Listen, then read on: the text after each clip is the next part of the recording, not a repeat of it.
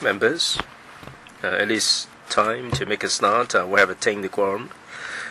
Before I invite the administration in, I'd just like to remind members that the special House Committee meeting will be here till 4, and then the 8th House Committee meeting, the regular meeting, will get underway straight afterwards. I shall invite the administration in, please.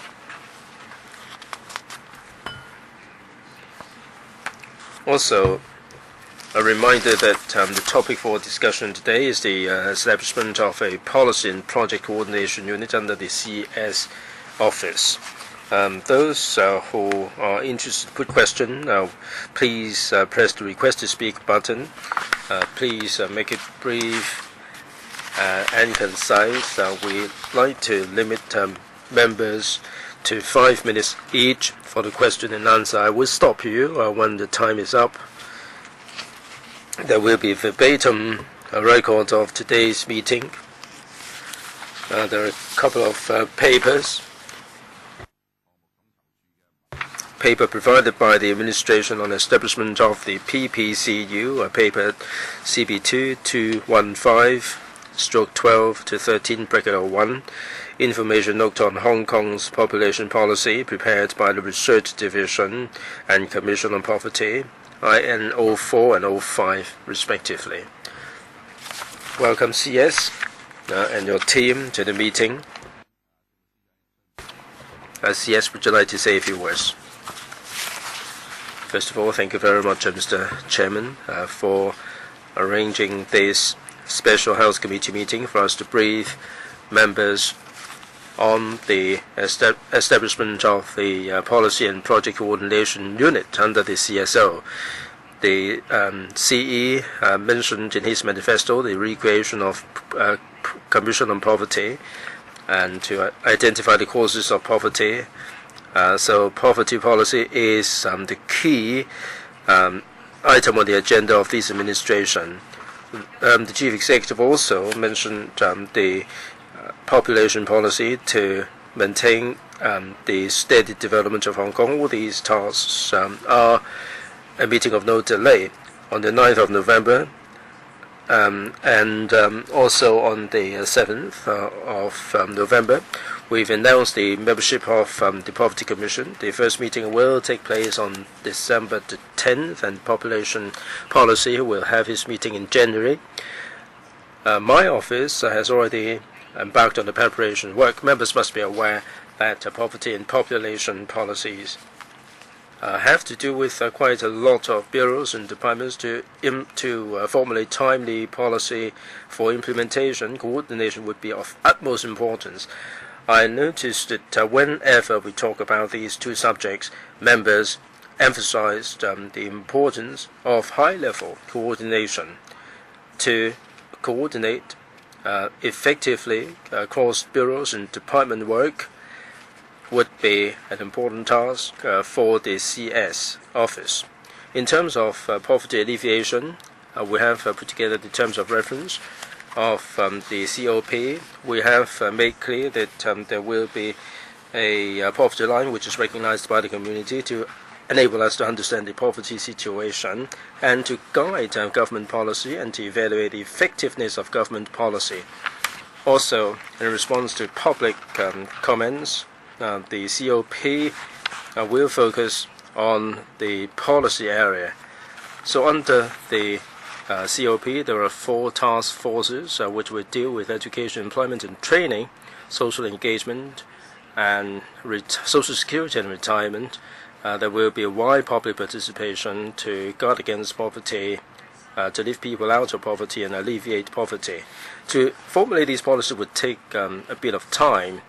We would encourage more innovative ideas to address social problems. So we're going to have 2 task forces which will take advantage of the Community Care Fund, and we're going to set up the Social Innovation and Entrepreneurship Development Fund Task Force to address the problems for the disadvantaged. In terms of population policy, the SCPP setup will invite academics to be participating in the work. We'll look at the challenges arising from that. We will project the manpower and ascertain the manpower level in the short, medium, and long term, and also policy on increasing manpower to make sure that we will have a quality pool of talents to sustain our economic development. To take forward this work, we need high-level coordination. Under the CSO, we will set up this PPCU, the Policy and Project Coordination Unit. There are a dozen or so people working in the unit with a head and deputy head, directorate staff. This will end on the 30th of June 2017. This will provide secretarial support for the committees that are ahead. I think to set up a PPCU will enable us to coordinate all the work and avoid duplication of resources. And through the one-stop service, in terms of research, formulation of policies, we will be able to coordinate the two committees and issues of concern to various bureaus. The PPCU will be headed by a AO Staff Grade B and AO Staff Grade C as head and deputy head. I urge members to support these ideas. Thank you. All right. Mr. Fernando Zhang, Chairman. It seems to me that these two positions will be here in place of the originally planned Deputy Secretary posts.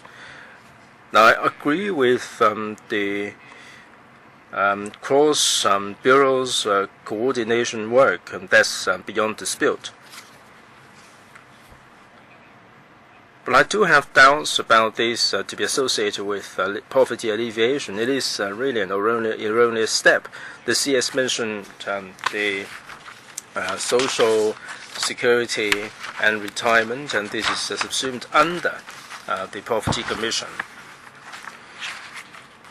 I think you are narrowing down the scope of retirement protection. Retirement protection is the fundamental right of everybody. It's not about poverty alleviation. Poverty alleviation has to be selective. You are picking and choosing those who are poor, but retirement protection covers a broad spectrum of things. The MPF is really a part of this, and $40 billion is invested, and $6 billion has been taken away as really commission. If you do not take a comprehensive view of this, MPF, the OAA, OALA, the fruit money, and so on, if you do not take a comprehensive view of the whole thing, then this retirement protection idea would be very, very superficial. It would be scratching the surface. So, CS, what is the arrangement going to be like? Will the Commission on Poverty be tasked to look at all these areas that I mentioned, including the MPF? CS, thanks very much, Mr. Zhang. Now, this proposal is to set up the PPCU under the CSO. The CE mentioned the revamp of the Government Secretariat and the designation of deputy secretaries under the CSO and the FSO. This got nothing to do with this proposal. Now, the CE already announced it in the near term. There will be no resurrection of this revamp proposal. Now, Mr. Zhang must be aware, if Mr. Zhang is making the assumption that this is equivalent to creating the two deputy secretaries, I think nothing can be further from the truth. Now, we said that we're looking this from the policy perspective. Now, one of the task forces is Social Security and Retirement Protection Task Force. We are looking comprehensively the Social Security system, like the OALA mentioned by Mr. Zhang, the existing fruit money, the existing CSSA system, the collection of CSSA payments by senior citizens and others, all these will be looked at. In terms of retirement protection, perhaps we should not be talking really about the poor. Now, the terms of reference doesn't specifically cover MPF, but I'm sure that in the course of discussion at the task force level, there will be concerns expressed over MPF, and there would be also a coverage of the MPF. So Mr. Cheung can rest assured that this will not be able to provide any advice to the government in relation to retirement protection. Dr. Cheung, make a brief couple of seconds. I think you have to include the MPF as well, because otherwise it would be very difficult for you to look at comprehensive retirement protection, because you're merely talking about poverty alleviation, which is superficial. CS, yes, so we need to facilitate and coordinate, but we cannot handle everything in one single committee. Now, for poverty alleviation and elimination, employment training and education will also be important, but we cannot incorporate these other elements into the Poverty Commission. I'm sure that under the Poverty Commission, the Social Security and Retirement Protection Task Force will definitely look at MPF as well. Mrs. Regina Ip and then Mr. Vincent Fang. Chairman, whether we are talking about poverty and population policy, we do need coordination across different bureaus and departments. For the PPCU to be set up under the CSO, I think it is a step in the right direction. We have directorate posts to be created, and we also have a town planner and government economists, and so on. Now, how do we define poverty, and what sort of new ideas should be applied to policy issue? Other than civil servants, do you have any funding to engage academics or consultants to look at the situations in other places, not just overseas, but also in the mainland? They also have policy on population. I don't want to see the ideas all coming from the civil service alone. Mrs. Yip, Ms. CS, well, not all the work will be undertaken by the PPCU alone. It doesn't have any research capability or funding. Now, the Secretariat is supporting these two committees, and the support comes from within the government structure. So the PPCU will be liaising with various units, including the Government Economist Office. It looks at the economy and the wages and so on. It also liaises with the CPU and others. If there are academics who would like to have in-depth research on particular subjects, and if we cannot rely on the internal staff, if we need to have think tanks and the tertiary institutions, then through the various units within the government, we can get hold of all these research findings for the committees. Mr. Sip, will the CS tell us, please, what unit within the government has defined poverty or put in place a poverty line and so on? CS, well, as I said a moment ago, we need to get on with this work immediately. Before the first meeting of the Commission on Poverty, the three units that I mentioned have already looked at poverty line and also the poverty lines in other jurisdictions. At the first meeting on December the 10th, there will be preliminary findings to share with members.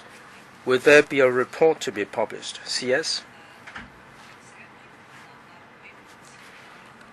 The interaction between the community and the Legislative Council is one of the guiding principles of the Poverty Commission. We're not going to be working behind closed doors and then submitting a report. We are liaising with our colleagues as to how we can have an interactive process and work with the Council and the members of the public. I understand that on the issue of poverty, a subcommittee has been formed by the House, and this is going to be a good counterpart with our Commission. Mr. Vincent Fang, followed by Ms. Claudia Mo. Thank you, Chairman. Well, CS, I think that for these two issues, population policy and poverty alleviation, these are two major issues that are very important to the administration. So I support the setting up of the unit. In particular, regarding poverty alleviation, we are such an affluent society, but at the same time, we see elderly people picking up cardboard boxes in the streets. So they deserve our help. And I think the first step is to help these poor elderly people.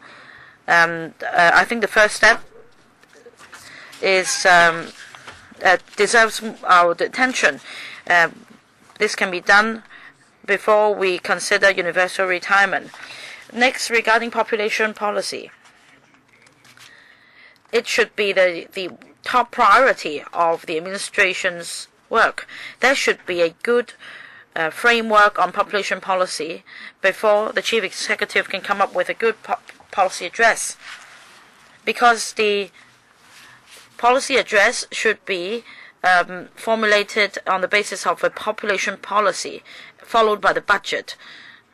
So there should be a framework on the population policy followed by the policy address and the budget. So I wonder if the administration, before the announcement of policy address, do something about the population policy, because all we see are stopgap measures.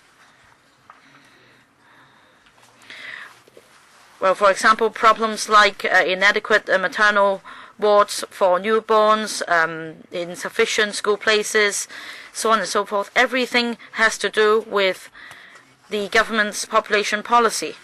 So CS, after the setting up of the PPCU,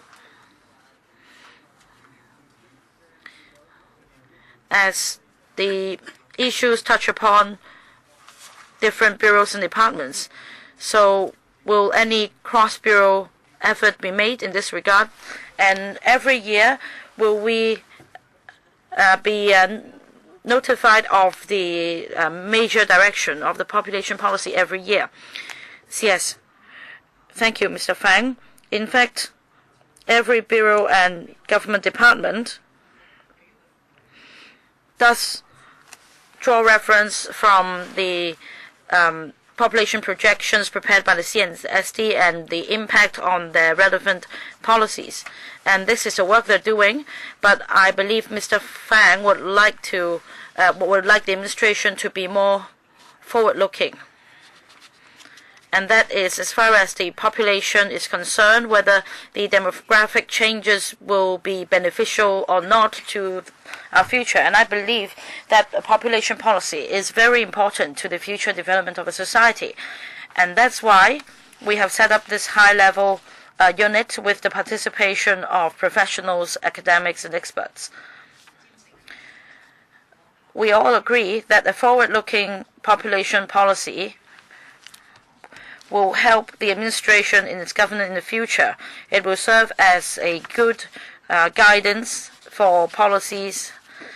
But if you say that a population policy must be formulated before the announcement of the policy address and the budget, in terms of the time frame, I don't think that this can be done.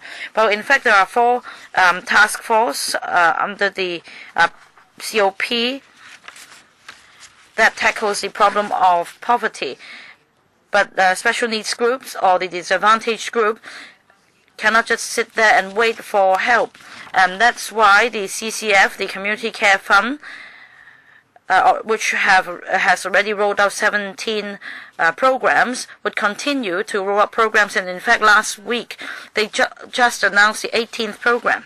Now, about elderly people picking up cardboard in the streets, let me urge members once again that I hope the OALA will be passed as soon as possible, so as to get these elderly people out of the plight. Next, Ms. Claudia Mo. CS, well, she says for A, you are becoming thinner. And last time I asked you, you said you have put off 15 pounds. So the purpose of setting up this unit is to have someone to help you. But on the other hand, the Central Policy Unit also said that they would be in charge of coordination, and they even used the word central. And according to Mr. Xiu Xinbo, it seems that their research and the information they gather should be able to serve as a reference for your unit. You shouldn't have to rely on the CNSD and the Bureau. So is it a duplication of resources, or have we misunderstood the situation? And that is the CPU actually does not play the role of coordination. Now, for this policy and project coordination unit that we're talking about today, definitely is not a duplication of the Central Policy Unit. But in replying to to the member's question, if we deploy a lot of resources on policy research under this unit, there could be duplication of resources.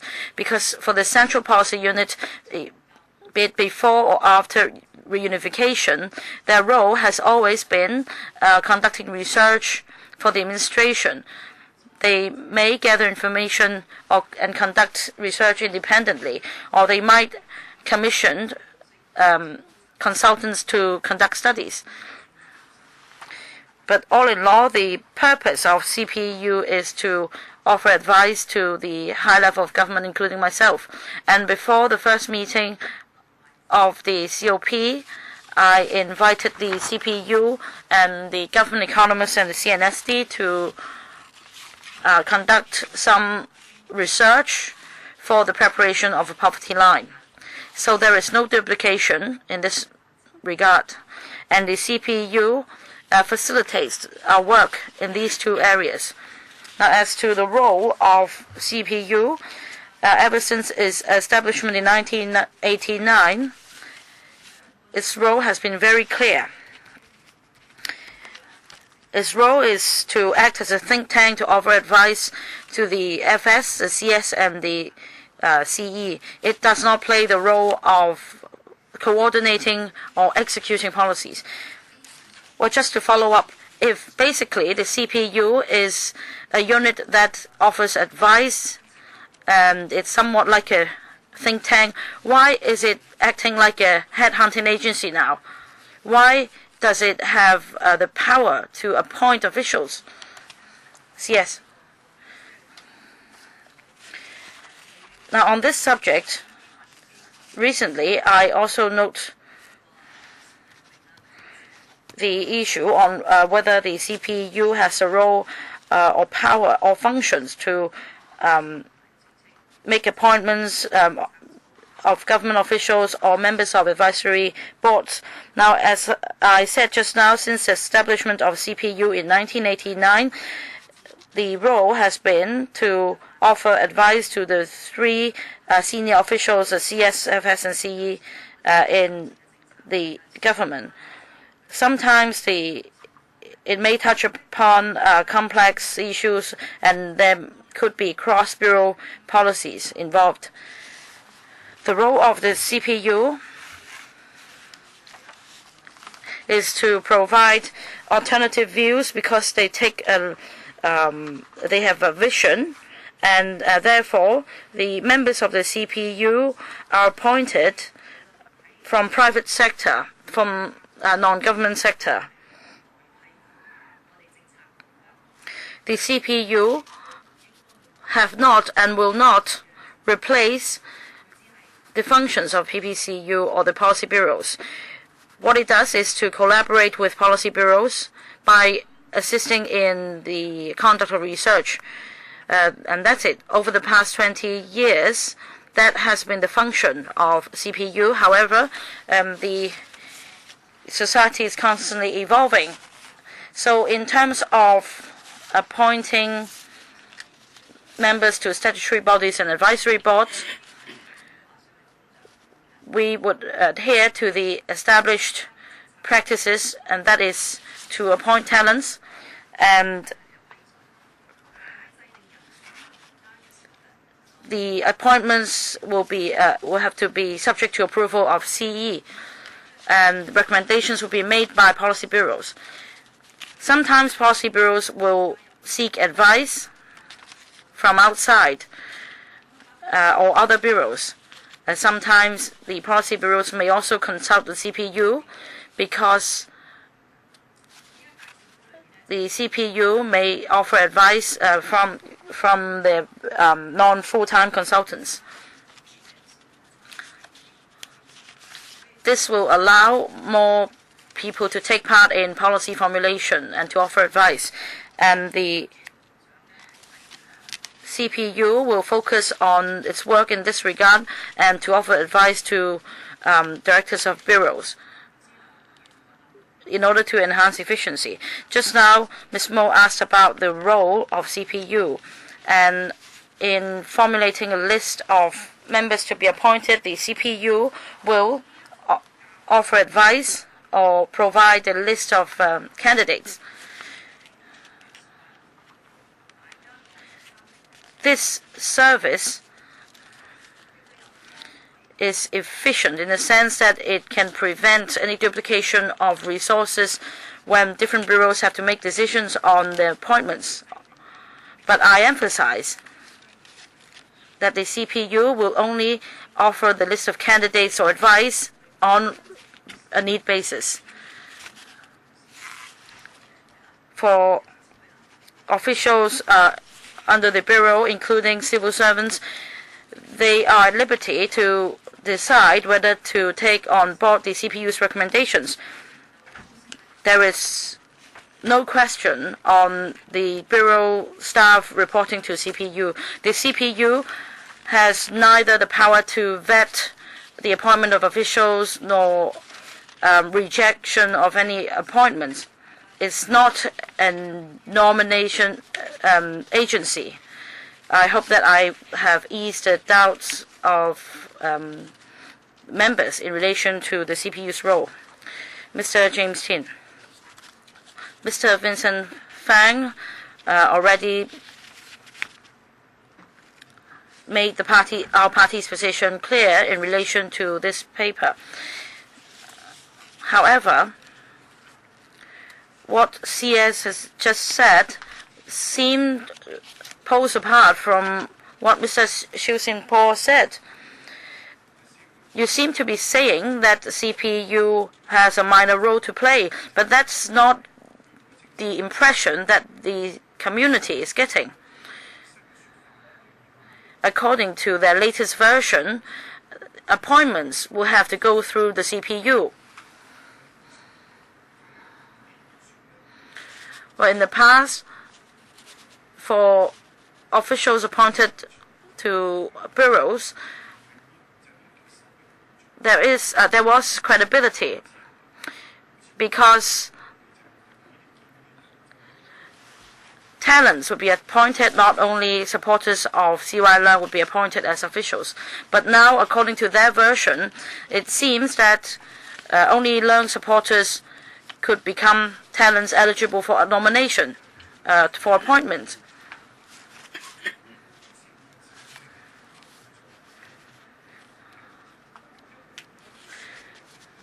And in relation to these comments from bureaus and boards, and whether the public has been engaged in the process. Well, there are doubts. Well, CS, we support your version. We do not support Mr. Xiu's version. So let's make it clear. In relation to the candidates to be appointed or that have been appointed to the COP or the SCPP, has it gone through CPU? Well, I don't know about this SCPP, whether the composition has been announced or not. I didn't pay attention to that. Well, but anyway, in the future, if any such bodies are to be set up, the CPU will make decision on its composition. So who is actually in charge? CS. Let me reiterate this. In terms of the advisory committees, it is the appointing bureau that is having the final say. It is normally the chief executive who makes the appointment. Now, this appointment mechanism has remained unchanged. It is for the bureaus to put forward these candidates. There is no question of having to clear the list through the CPU for approval. There is no question of such a mechanism in being in existence.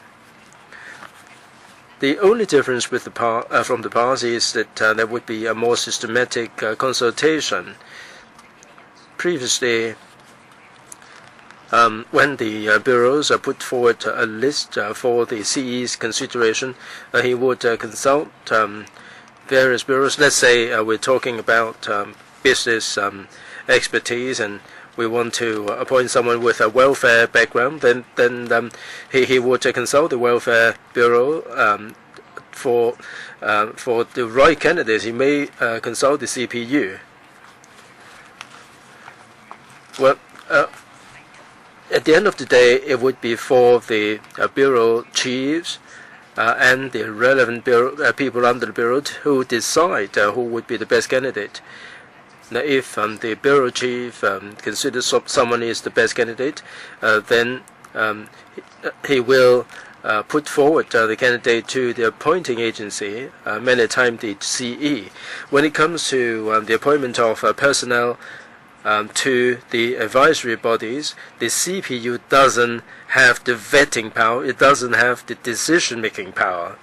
It doesn't have any veto power. It merely provides an advisory role. Well, it seems that they don't serve any useful function. Well, now we are talking about the involvement of the CPU in the appointment. The CPU has other research role and other roles to play. Mr. Lau Wong-Fat. Chairman, I support the paper, but I've got a question here. The PPCU is playing the coordinating role. I remember the government set up the Tree Management Office responsible for the policies on trees and also to coordinate the work on tree management. It does have the coordination role, but according to newspaper reports, the Tree Management Office has the responsibility, but it doesn't enjoy any power. It is for different departments to look after its own business. It would be rather difficult for the TMO to invite all departments to a meeting because they are only minding their own business. So in this connection, how will the PPCU avoid this kind of situation from happening?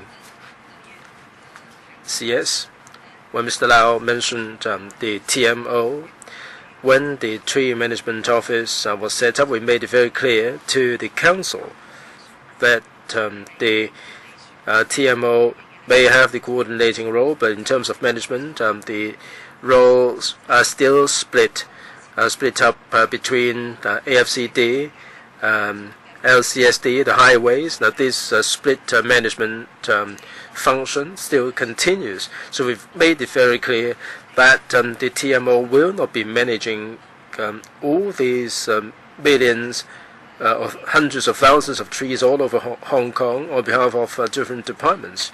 But with regard to this PPCU, it is a streamlined unit with a dozen or so people. We're not going to have any management or implementation role. It would be for the policy bureaus and the departments to carry out the implementation. But as a coordination unit, it does have the role to monitor the implementation. Mr. Lau. Well, you mentioned that they are really looking after their own business. But how can you avoid this situation from happening in the PPCU CS? Well, it would require high-level coordination. So we will be monitoring the bureaus and the departments, let's say in terms of population policy and poverty alleviation.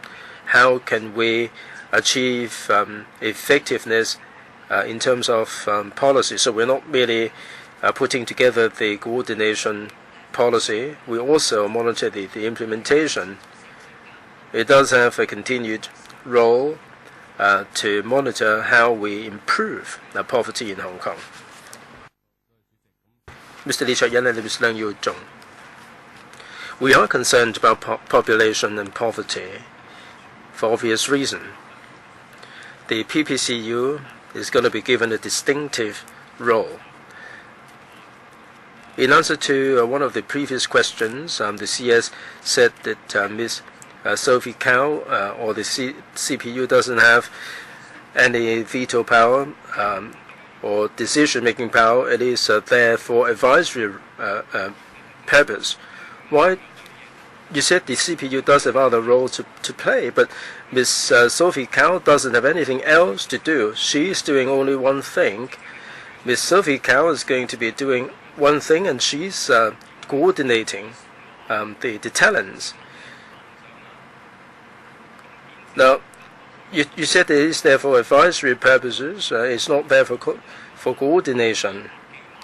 If she doesn't have the function and a particular role, now you are spending a few $1 million to hire someone to engage in the advisory work. Is the government trying to fatten up the top echelon at the expense of the lower level? Are you trying to arrange jobs for the C.Y. Leung's supporters? I am concerned that many people said that you are a good fighter, but I don't think you would be a fighter in all battles. You may have every intention of the world, but you may not be able to do it. Now, in terms of population, in terms of poverty, you may not be able to achieve anything because you are preoccupied with so many other things. So you have to look after Eddie Ng and other things. Now, for those who are incapable, incompetent, why don't they move a step aside instead of thrusting all the work on your lap?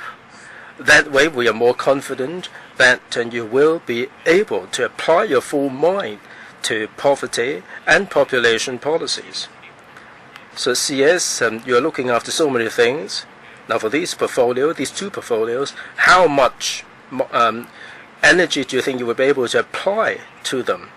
There are other bureaus where you need to play the role of a fire brigade. I mean, if you have to put out all these fires all over Hong Kong, you will not have any energy left for these two areas. Second, with regard to the SCPP, the Steering Committee on Population Policy, this is composed of government officials. Now, you said that there are outsiders who will be invited. Who will they be? Have you got any a membership list that you can mention? CS, let me answer the question in the reverse order. The SCPP, the membership list, was announced on November the 7th. As I said at the beginning, unlike the previous committee, which was composed of all government officials.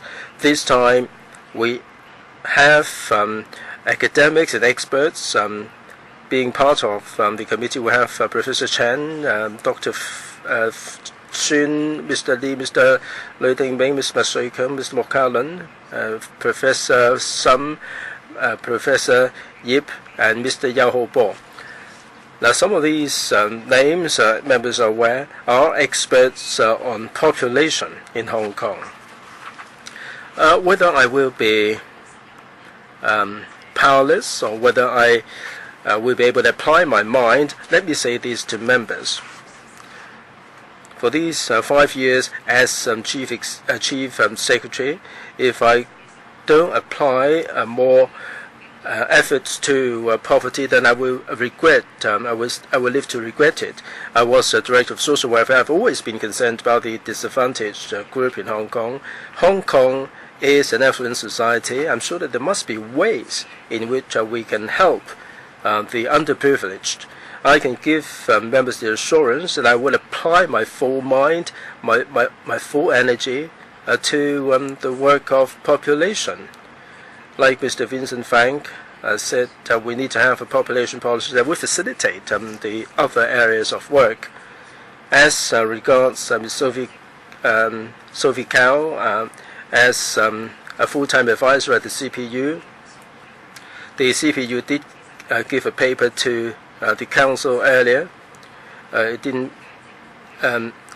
In this term of administration, we will look at the 4 areas. One of them is the nurturing of talents, and this would include the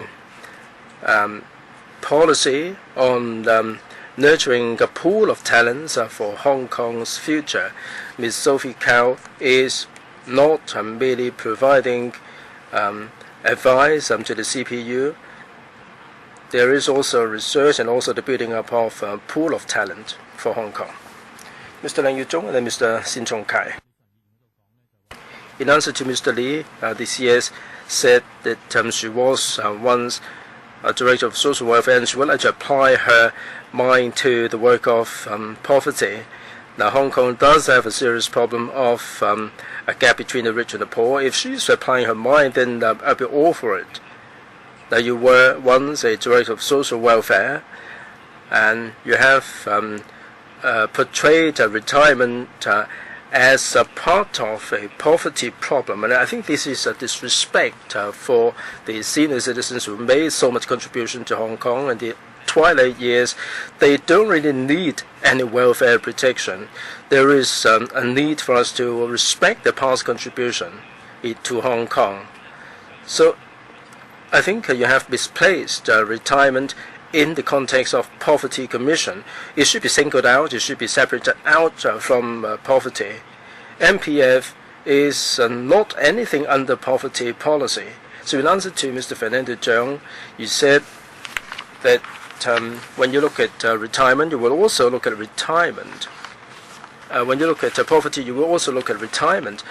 You may be a good fighter, but I don't think you should lump everything together like this. That there is a blurred line between all these different problems.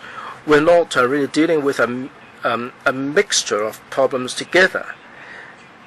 Now we have to have respect for the retirees. I mean, we're not really conferring any charity on these retirees. Also, the CPU, you said that the CPU is functioning pretty much the same as is previously, and then you talked about the nurturing of talents. The CPU is there to offer advice to the top secretaries in Hong Kong as well as the CE. Why is it that the CPU is also there to nurture talents? I think that stealthily you are shifting the focus of all these bodies, and you're really trying to get the CPU to do whatever it likes. CS? Thank you. I must emphasize here that this term of administration is a government with transparency under the watchful eye of the Legislative Council. We cannot change an established policy or any established way of doing things. I hope the members can rest assured that Mr. Leung mentioned the two issues. As I said in answer to Mr. Fernando Cheung's questions, I must make it clear that I mentioned the terms of reference. Under the COP, Social Security and Retirement Protection, they do not directly include the MPF. Members are aware that the MPF falls within a mechanism whereby improvement can be made. Now, I am talking about the protection for the senior citizens. We can look at the retirement protection for the senior citizens, not so much the retirement protection for the poor elders. The CPU will also look at the other pillars. Now, there are 3 pillars, and members are very familiar with this in terms of retirement. So I think that the proposed structure today will allow us to comprehensively look into the matters of social security and retirement protection. If we are to set up an independent committee or commission on retirement protection, then there could be duplication. Now, your understanding is correct in terms of the first part of my remarks. Now, in terms of the CPU, since its establishment in 1989, the role and functions have remained by and large the same. It offers advice to the top echelon of the government. However, you also recall that I also said that because the society is constantly evolving, the roles and functions of the CPU might change slightly as well. For example, for this term of government, they have the view that economic development is very important, the nurturing of talents is very important, and these will become the topic of research for the CPU, and they will be offering us advice on these topics. Next, Mr. Sin Chung Kai. CS is really a good fighter. Now, I have a number of questions. May I ask your colleague, the Director of Administration, to reply to this in relation to the CSO and the FSO? That's subhead 142. The controlling officer is the Director of Administration, who is also in charge of the use of funding by the Central Policy Unit. I don't know if I get this correct. So, in terms of financial control, what can you do? Because, you know, the CPU does a lot of things, and for the reports prepared by the CPU, every year we ask for the information in relation to the number of reports. We are only given a list of reports, but not the details. Well, Mr. Shu Sin-po, when he attended our meeting, he said that those were sensitive information. But is there any mechanism? Next, in relation to Ms. Sophie Kao's role, CS, just now you said that she plays an advisory role. So there are a lot of ways to do it. For example, each bureau will submit its list to the chief executive, and the CE will peruse the list and then approve some and disapprove some. And or Ms. Sophie Kao could also provide some lists to bureaus for their consideration. And this will also be called active consultation. So both are consultation, but if it's submitted to the bureaus by Ms. Sophie Kao on her own initiative, this is proactive consultation. Yes. Let me reply to the second question first. Ms. Choi will answer the first question. I don't know what is called the Central Organization Unit. Now, I emphasize once again that the role and functions of CPU within the administration is not a unit with decision-making power. What it does is to provide or offer advice to the top echelon of the government. So in terms of nominations of candidates for directors of bureaus, consideration on the appointment of members to advisory boards, well, this is still up to the directors to decide. Director of Administration, thank you for the question. I can confirm that the CPU's financial resources come under Head 142, and under Head 142, the administration wing, I am the financial controller.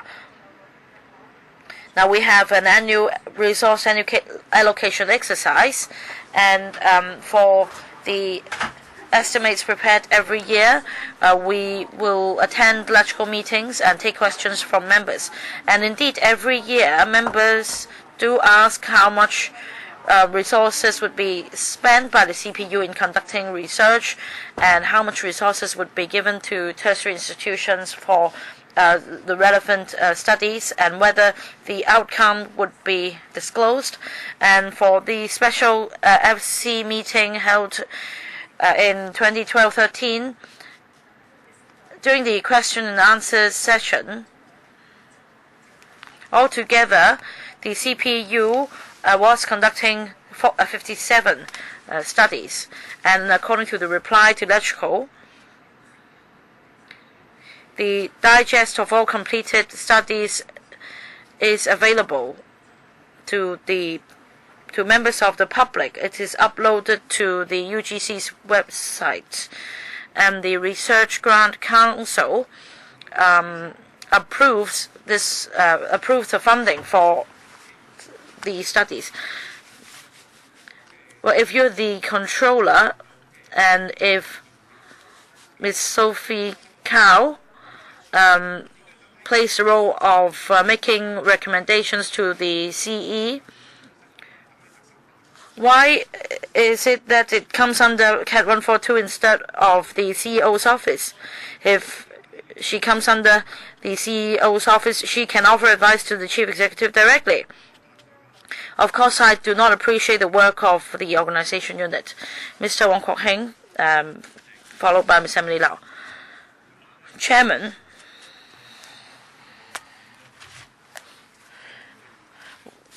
well, originally, I do not have any particular view on the paper that is supposed to be discussed today. I support the establishment of the PPCU, but as we are all aware, when Mr. Xiu Xinbo attended the electrical meeting and responded to our questions, things got stirred up, and the CPU was questioned whether it is a central propaganda unit or central organization unit. And one of the newspapers had this headline, that's a battle between Mrs. Carrie Lam and Ms. Sophie Cao. And there have been wide public repercussions, and members are equally concerned about it. So may I ask CS to clarify once again the terms of reference or the role of Ms. Sophie Cao, and also the role and functions in the terms of reference of CPU. Frankly, if Mr. Xiu had come today and make a clear explanation of what he was trying to say, then the matter wouldn't have been stirred up like this. Now the TV and the media, they're all talking about it. So CS, I have several minutes left. Can you say once again clearly something on this issue, and that there has not been any change? Yes, thank you, Mr. Wong. I say firmly that the administration stayed united in implementing the pledges given by CE during his election on improving people's livelihood and enhancing economic development.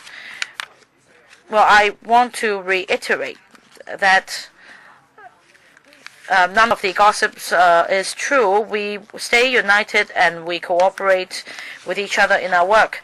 As far as the CPU is concerned, I say once again that within this term of government, there is no plan to change the nature of the CPU, and that is the CPU should offer advice to the top echelon of the government, namely the Chief Executive, CS, and FS.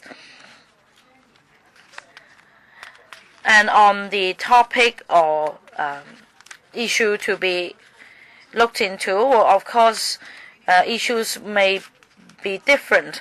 A decade or two ago, the CPU might not be offering advice on population policy or poverty alleviation. And in fact, in the CPU's paper, there are 4 key areas, one of which is to enhance social welfare system, and which is also in line with the PPCU, and also to nurture talents and also to improve or to facilitate economic development, etc.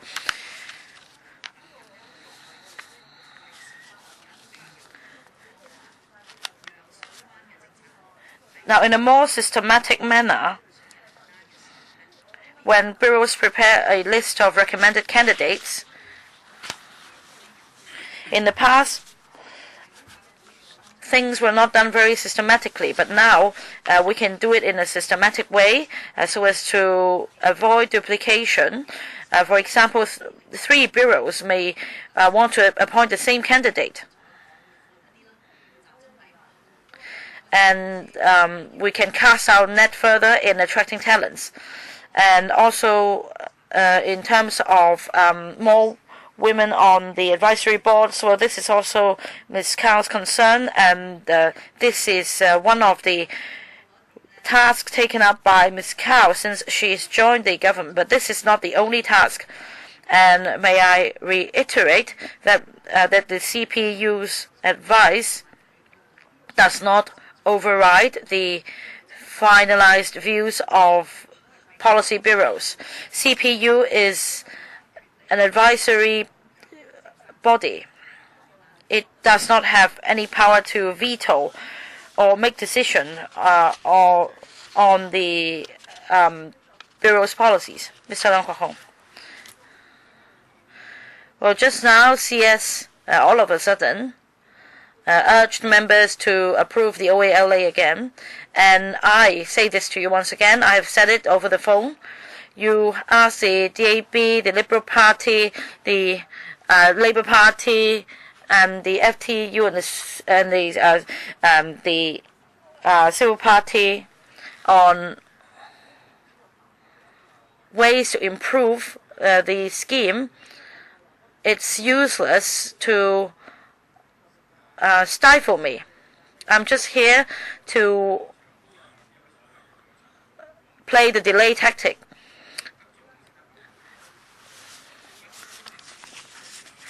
Well, you need to gain confidence. You need to gain the public's confidence. Well, we took the oath on the 1st of October, and then on the 11th, we were urged to pass to endorse the scheme. Well, different parties ask for different alternative proposals. For example, the FTU asked for exemption of the means test for those aged 70 or above. Did Sophie Cao teach you this? I say this once again. What I'm striving for is not to stop the 400,000 elderly people from getting the OALA. I want them to get it as soon as possible as well. What I'm striving for is for elderly people aged 70 or above to be given the same treatment so that there won't be a divide in the community. So listen carefully. Whether you can continue your governance or not, it has nothing to do with me. I wish you good luck. If this administration conducts itself this way, it's pointless. Whether you appoint Miss Sophie Cao or someone else. So I say this once again: stop playing this trick. If by January Mr. C.Y. Leung still cannot give the cash handout, he should come back and explain his governance to us. Is he treating this council a rubbish council? Don't negotiate with me. Well, actually, you should go for DAB. They proposed it. I did pay attention to it.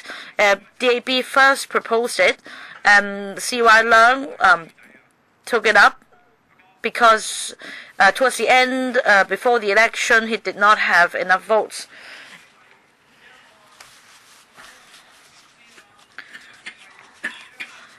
Well, do you think that you could just muddle through?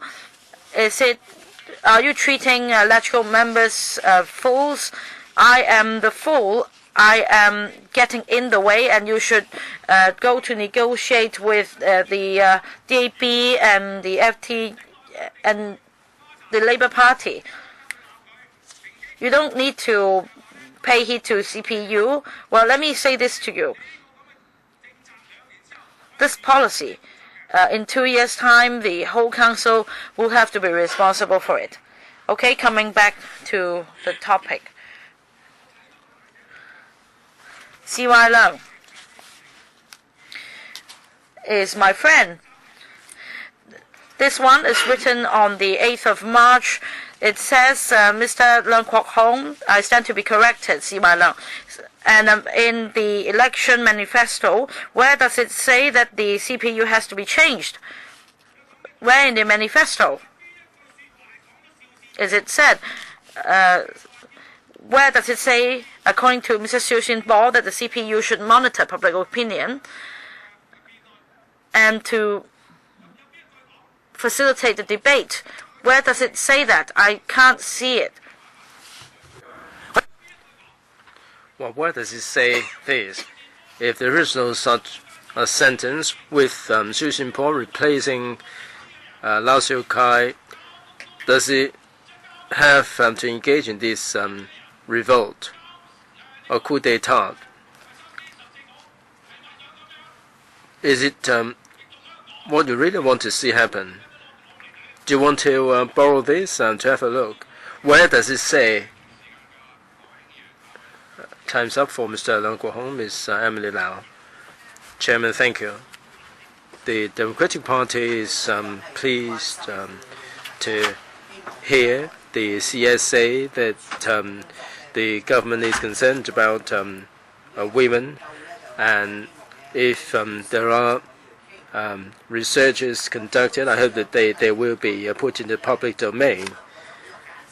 Now, I do have really hesitation regarding this proposal at the beginning, but I can see from the paper that some of the previous posts have been deleted, and if this is going to be of help to the CS, that the Democratic Party would like to consider this. Now, there was a post created for 6 months some time ago that we are very concerned. That's why some members said that you're turning all these protocol upside down. The CS keeps saying that things are a little bit different, and you would get on with certain items of work when they are ready. Now, the previous practice existed for very good reason. The things are intertwined. They're so bound up together. They should not be presented in such a fragmented manner. And all these proposals presented in a fragmented manner have not been thoroughly thought through, and electoral has been kept out of the deliberation, like the old age living allowance, and this is a case in point. I hope that the administration will consult electoral earlier in order to build consensus. It would be easier for you to get things done that way. I hope that the CS would learn from previous lessons and discuss with members ahead of time. If there are things that are supported by the community, then the government should take them on board. You may not be able to get 70 or 60 votes, but with the majority support, then you will not find yourself in such a predicament. With regard to CPU at the PSP and also the CAP, we did have some discussions. Now, if there are any changes to the situation, the government should explain the situation to the relevant panels before proposing the creation of certain posts. The CS mentioned the nurturing of talents and also the identification of candidates. We are very confused, CS. Will the relevant panels be consulted first, or at least the House Committee? If you come to the relevant panels for discussion of the work before proposing the creation, now if this CPU is not trying to identify candidates for the CE, I don't think there is such a need for the advisor to be added. That the PS panel of the Democratic Party was in opposition. Why do we have to spend all these millions of dollars for someone to be appointed to identify the candidates? Now, the candidates can be rejected by the bureaus. The CPU head, Mr. Xu Jinping, said that the CPU is the government's tool. And it is the brain of the government, as if you don't have any brain at all. CS. Thank you, Chairman. Thanks very much, Ms. Lau. Ms. Lau has a couple of points. First of all, in terms of PPCU in the previous term, we had the Poverty Commission and also the Committee on Population Policy. The posts have been deleted. Now we are merging the two secretariats, and I have chosen the most streamlined secretariat. So I hope the members will support this. I, in principle, agree with Ms. Emily Lau. When initiatives are rolled out, we should consult the council. We should start discussion. In principle, I don't differ from Ms. Lau. In the previous term, on separate occasion, Ms. Lau quoted from me that if work would get the support of the community, then the LegCo will not get in the way of the administration. That's the principle I adhere to. In terms of CPU, I didn't have the chance to respond to Mr. Leung Kwok-hong. Over the past 30 minutes, I repeatedly said that the functions of the CPU have not been changed. It is functioning as a think tank offering advice to the administration. So there is no question of the administration having changed its function or structure. However, we'd like to step up the research work. We need to have a lot of research initiatives from the CPU on population policy and so on. The proposal was supported, although some rejected this proposal. The proposal was supported by members, and this will go to the establishment subcommittee. Ms. Lau mentioned the concerns. I will have a word with the head of the CPU to see how members' concerns can be assuaged so that the proposal can be presented to the ESC for discussion. Mr. Alan Leung and then Mr. Jeffrey Lam. Chairman, if what the CS said regarding the CPU is correct, then it would mean that Xu Jinping is wrong. However, the CS tries to justify the whole thing. I think what you are saying is really diametrically opposed to what Mr. Xu Xinpo said. Now, if you log on to the CPU's website on your computer in front of you, you can see that the function of the CPU is like the CS said, it has remained unchanged since 1989. It is very much a think tank in terms of role. It doesn't mention it being the government's tool. It doesn't mention anything about the monitoring of public opinions. It doesn't mention the nurturing of talents. The CS said a moment ago that Sophie Cao is there to rationalize the proposals for candidates, and she's also making preparation for nurturing a pool of talent.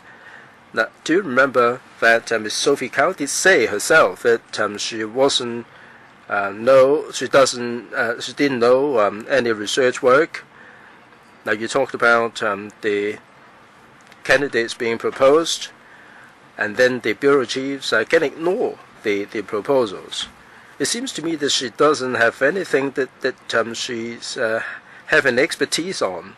Ms. Sophie Cao said that she didn't know anything about research. Now, that much I understand very well from the media. Now, Mr. James Tin said that the CPU is really crippled, and I think that to be more fair, we should say that Ms. Sophie Cao is a little bit handicapped in her expertise. The CS must be aware that the HAB does have a data bank which is updated every 2 years. People will be invited to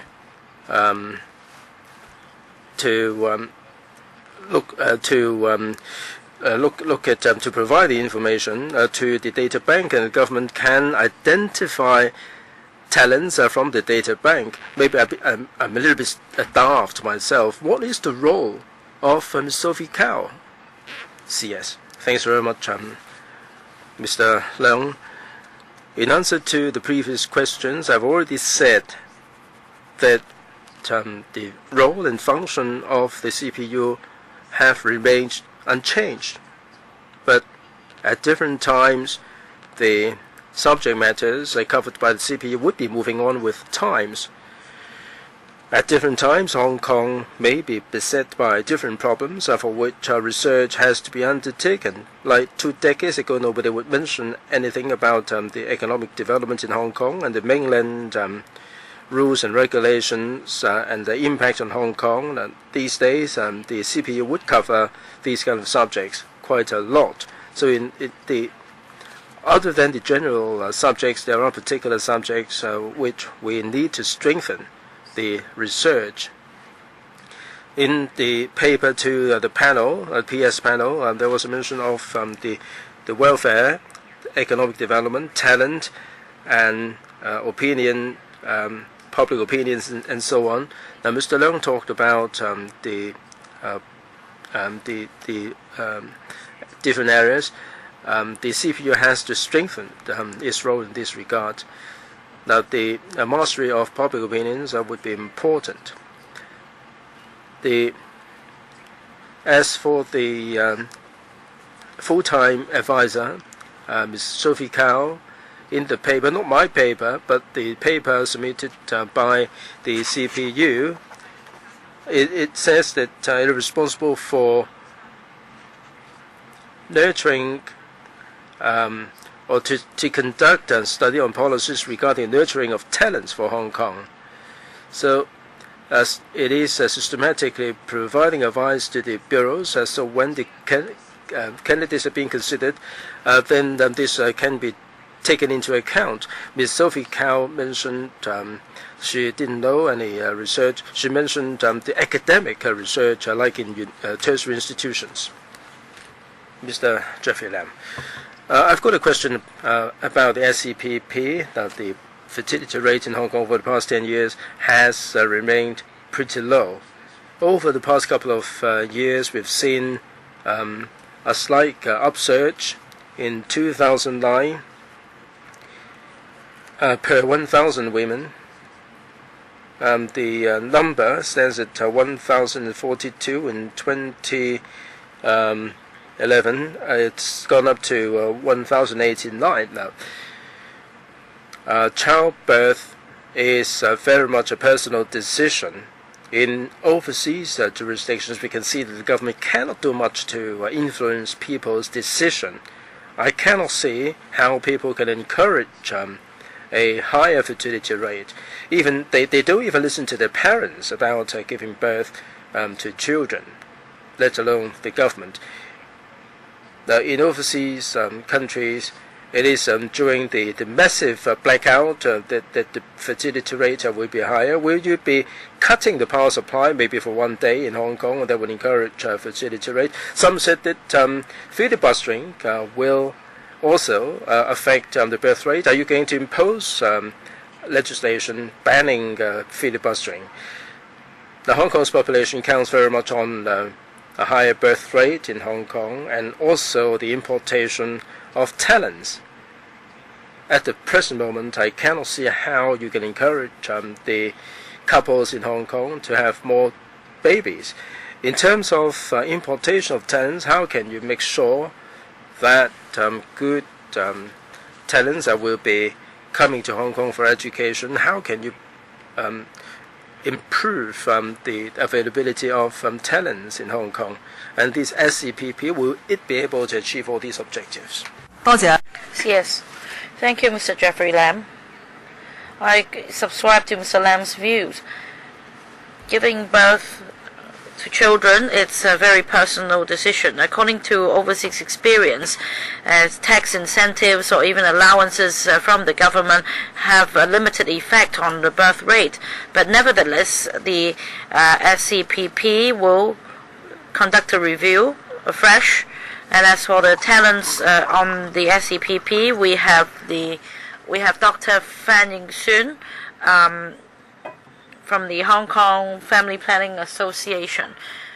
Well, we still recall the slogan in the 50s and 60s, but now we should not advise people to have two children only. We need advice from Dr. Fan in this regard. So apart from local newborns, we also rely on new immigrants to increase our birth rate. So we have various schemes. We attract talents and to study and come to settle in Hong Kong, and to encourage people within the age bracket to join the workforce.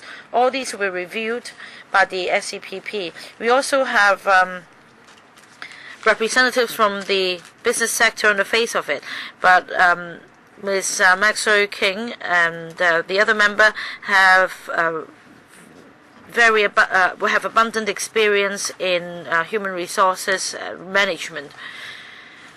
Mr. Lam. Well, just now, Siet said that policy-wise, something can be done. But for someone who successfully immigrates to Hong Kong, he has to pay a 15% buyer stamp duty. So how can you attract people to come to Hong Kong to settle? Because this is also one of the factors affecting new immigrants coming to Hong Kong. So I hope that a holistic approach can be taken by the SCPP, including factors like accommodation, education, and housing. Yes, back then the slogan of having 2 children per family only was still fresh in our minds, but we hope to see more, not just 2, but even 4 children. Yes, thank you, Mr. Lam. In terms of housing policy, the measures recently introduced is a very exceptional measure. In terms of land supply, at the moment, we think that this special measure should be introduced to cater for the needs or housing needs of local people. Dr. Nana Wong. Chairman, it seems that we're hearing 2 different versions. and many of them still have questions in our minds. Now, for the remarks made by Mr. Siu Xin-bo of CPU are very different from the version put forward by CS. First of all, as head of the CPU, who should Mr. Siu Xin-bo be accountable to, apart from the chief executive? CS, do you have this power? The second question, Mr. Siu Xin-bo said that new missions, so to speak, have been delegated to CPU. Apart from policy research, there are also different tasks. For example, monitoring public opinion and to take a proactive, to play a proactive role. And secondly, to so-called monitoring or interfering public opinion in the electronic media. And thirdly, in terms of all the statutory bodies and advisory bodies, the CPU will look for suitable talents. CS, just now you said that these are only recommendations, and the CPU's recommendation will in no way affect the appointment of officials by the administration. But my question is whether these views of Mr. Xiu have been approved by you or in advance, or whether he just made these remarks out of the blue. Even members felt stunned because it seems that all of a sudden the CPU's role and function have been changed. It's just like mainland China, the central propaganda unit also monitors and takes an active role in terms of public opinion. And that's the same case for USSR.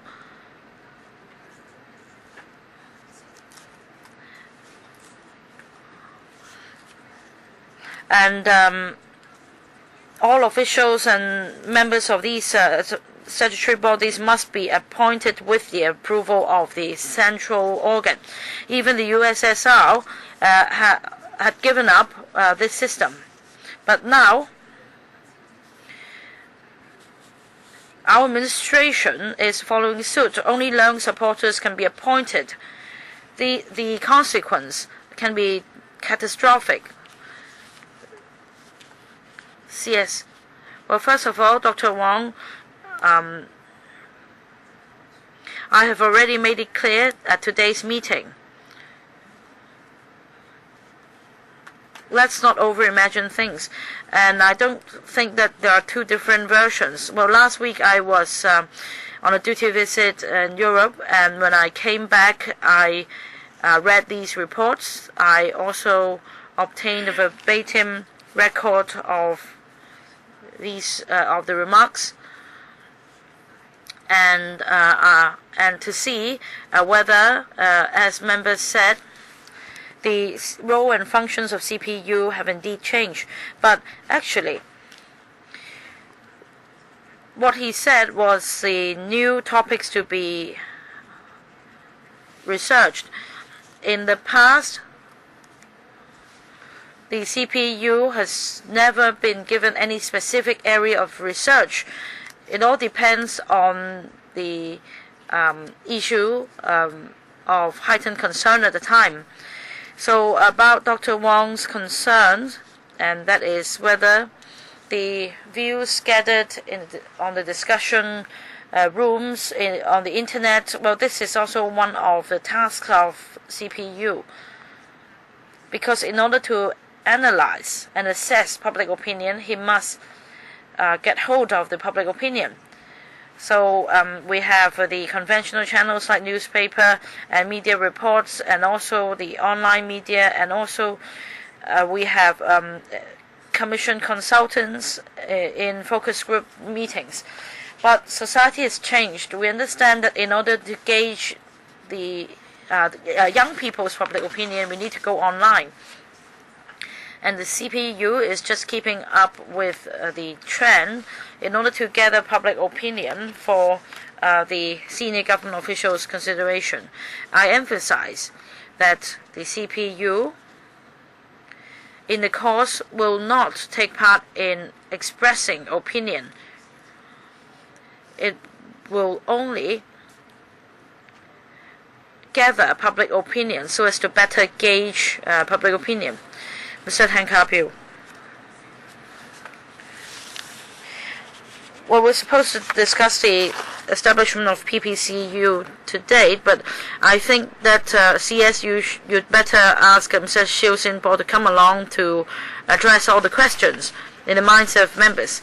Now, coming back to the paper, it talked about the advantages of cross-bureau coordination, and also you mentioned 3 points. And I mean, what is covered by the PPCU, because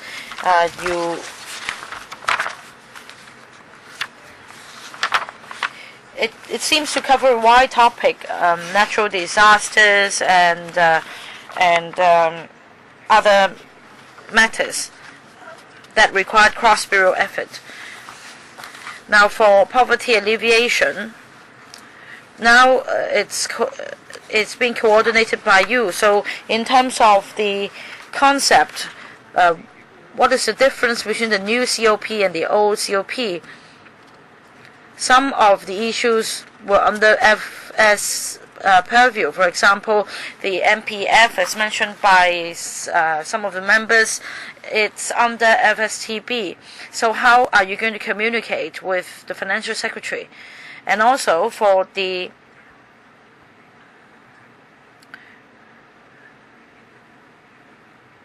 list, membership list, I don't see any representatives from the Transport and Housing Bureau, but there are relevant issues like the MTRCL fare adjustment. Well, Mr. Tang, I just quoted some examples. I said that if there is high-level coordination, then a better coordination effort could be made. I cannot say here under what circumstances should we rely on this mechanism, but these are issues of general public's concern, and we feel that a high-level coordination is required, and some are more of a trial nature. I don't think that many district issues will be resolved by this high-level committee. Now, Tin Shui Wai Bazaar is an example. With a united effort, this can be done, and I will continue to make effort in this regard. Now, it's correct that the former Commissioner on Poverty was chaired by the Financial Secretary, but now we have a 3-tier structure. You can say that the Chief Executive is leading at the top tier, because the Poverty Summit will be chaired by the Chief Executive once a year. He will receive reports from the COP and give directions to the COP, and if community engagement is to be broadened, well, this will also be done, and it will also build multi-stakeholder consensus, so on and so forth. So the whole top echelon of the administration is taking part in this task. But Mr. Tang, you rest assured, because as far as resources are concerned, the internal administration's meeting on resources are co-chaired by the CS and FS.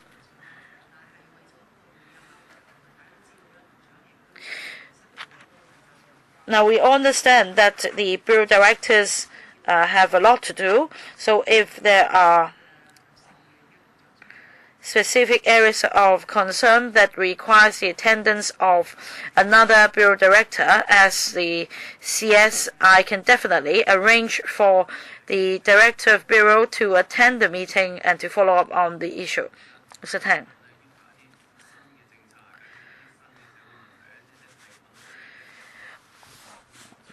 Well, since you have this PPCU, any community groups or parties have any requests will definitely come to you because you are the coordinating organization.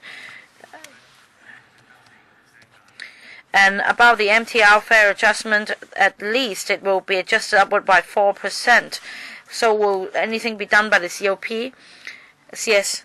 Now about the details of the fare adjustment, I think that the Secretary for Transport and Housing is already dealing with that within his own bureau, and in due course he will make announcements. We cannot include everything under the COP. In terms of the Mr. Tang's concern on my workload, I would like to thank him.